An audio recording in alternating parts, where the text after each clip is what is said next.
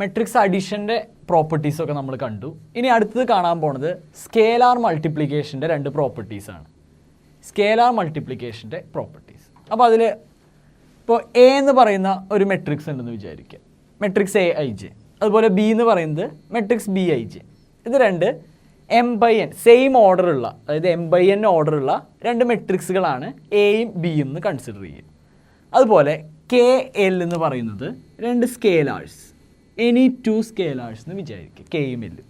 അങ്ങനെയാണെങ്കിൽ K into matrix A plus matrix B, K into matrix A plus matrix ബിനെ നമുക്ക് K A plus K B എന്ന് എഴുതാം.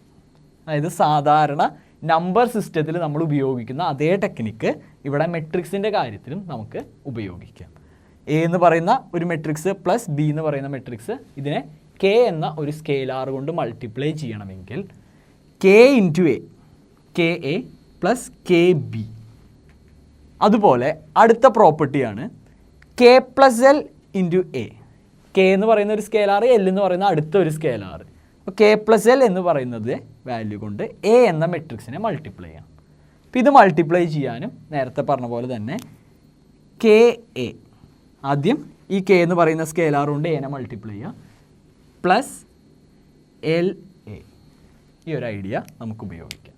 സാധാരണ നമ്പർ സിസ്റ്റത്തിൽ ഉപയോഗിക്കുന്ന സെയിം ഐഡിയ ഇവിടെ മെട്രിക്സിൻ്റെ കാര്യത്തിലും നമുക്ക് അപ്ലൈ ചെയ്യാം. ഓക്കെ.